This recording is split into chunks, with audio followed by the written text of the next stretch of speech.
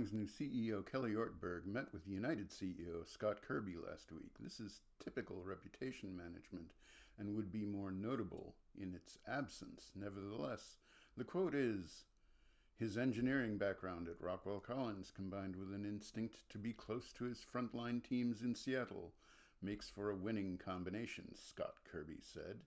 Spontaneously, I'm sure. One reason why I'm very cautious about predicting good things for companies that change CEOs is that the kind of numbers that are publicly known and the public-facing reputation of people being recruited for CEO positions is carefully managed.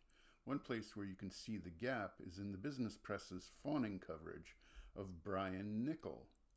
You might know Brian Niccol one way when he posted a painfully out-of-touch video about small portion sizes at Chipotle. Or, if you only heard of him a few weeks later, you might know him for being the new CEO at Starbucks. Or, if you were an investor at Chipotle, you might know him for a sevenfold increase in profits and some share buybacks that raised the value of your investment. Previously, he led a turnaround at Taco Bell, so those Chipotle numbers are not a fluke. But is that what Starbucks needs? Niccol was hired to replace CEO Lakshman Narasimhan, who was previously the chief commercial officer at PepsiCo, and prior to that, CEO of Reckitt Benckiser, a consumer products conglomerate making packaged foods, cleaning products, and over-the-counter nostrums. He left before results at revitalization there were conclusive. If I was given the task of interviewing these two guys and picking the better CEO for Starbucks, I'm not sure how I would approach distinguishing between them.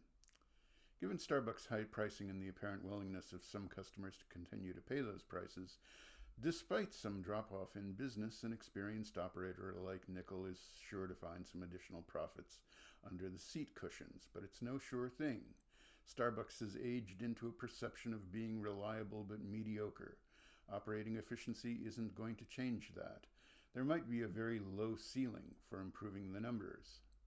Diligent, hard-working operators are valuable leaders in many situations, but when the task is to read the vibe, change culture, and realign incentives, they might be the wrong leaders. The new CEO at Boeing faces a situation that has very few options for improving the outcome as well.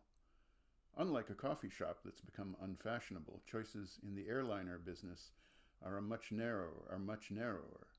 Narrower still, because in 2022, Dave Calhoun terminated the new medium airplane, or NMA, project at Boeing and proclaimed there would be no new mid-size airliner project even started before 2030. In other words, he bet the whole company on being able to make and sell 50 to 60 737s a month until the NMA is ready.